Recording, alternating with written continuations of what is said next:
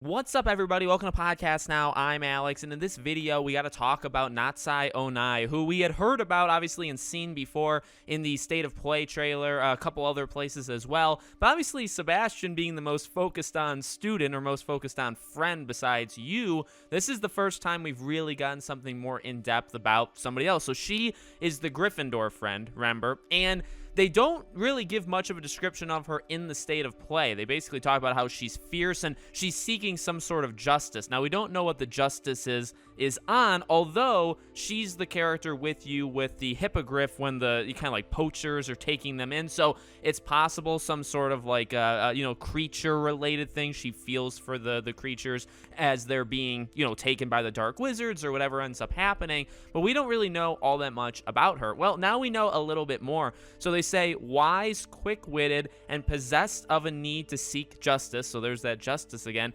Natsai grew up in Metabella Land, Africa, where she attended Wagadu, the largest wizarding school in the world. She transferred to Hogwarts when her mother became the school's divination professor and is adapting to her new life in Scotland. So by the way, the official pronunciation on Pottermore is Wagadu, so I don't want to hear anything that I got that one wrong. If I'm saying her name wrong or something else, no, that's totally fine. I'm just kidding anyway. Well, this is pretty cool. So obviously we get a couple things with this, right? Again, no further explanation of what the justice is that she's seeking, but that Wagadu school, you can look it up on the Wikipedia for, the wizarding world, and they say it here too. Biggest school in the entire world, biggest wizarding school, right? They take people from all over Africa. And so she's also, well, I say also, she's a transfer student to Hogwarts. So it would be pretty cool, or it is going to be pretty cool, I think, to see that relationship between you and her, because I think that is going to be something where you guys have something in common. While she obviously knows magic and has gone to school and you haven't, that's the difference. But it could be, and I'd imagine it is, her first year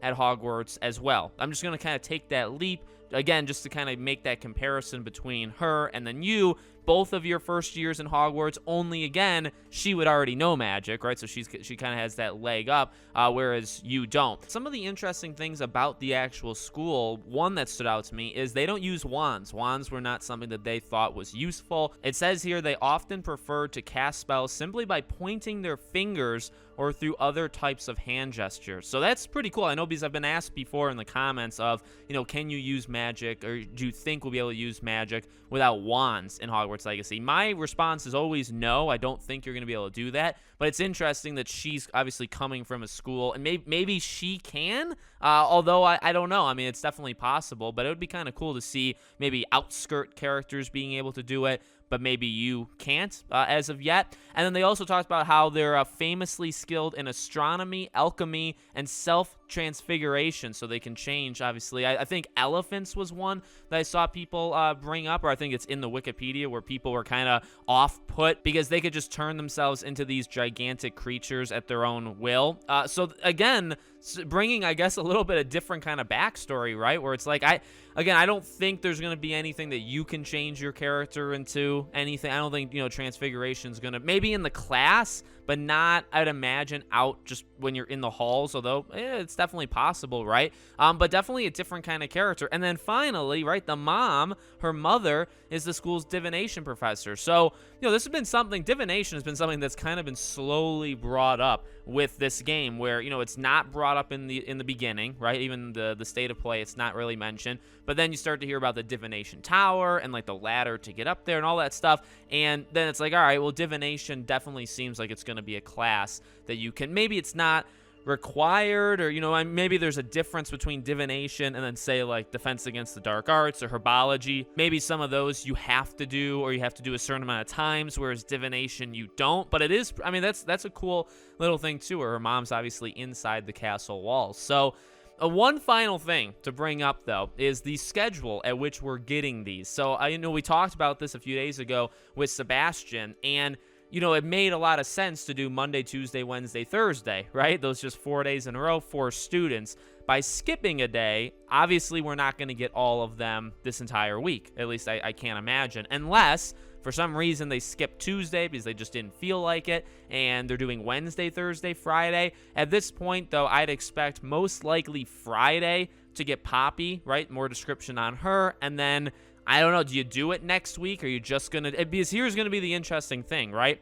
If this week is the 3 of them, Monday, Wednesday, Friday, and we get the 3 that we already know, then next week, if we don't get anything, to me, it would start to become more and more apparent that they're just flat out going to hide that 4th student till the end. I don't remember if Chandler said anything about revealing. Obviously, he's talked about gameplay and stuff.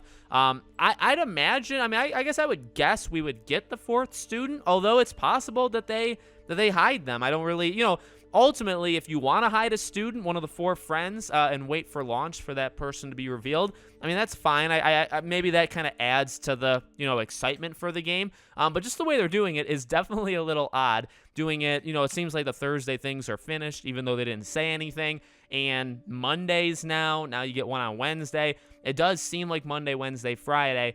And like I said, next week would be the big week, because if they don't do something specifically on that 4th friend, the Ravenclaw one, then maybe they're just hiding them until, the very end. So let me know what you guys think in the comments below. Make sure you guys are subscribed, bell icon turned on so you know when all these videos go up. If you want to follow or support me anywhere else, all my social media is in the description below. Thank you guys for watching, and I hope to see you all on the next one.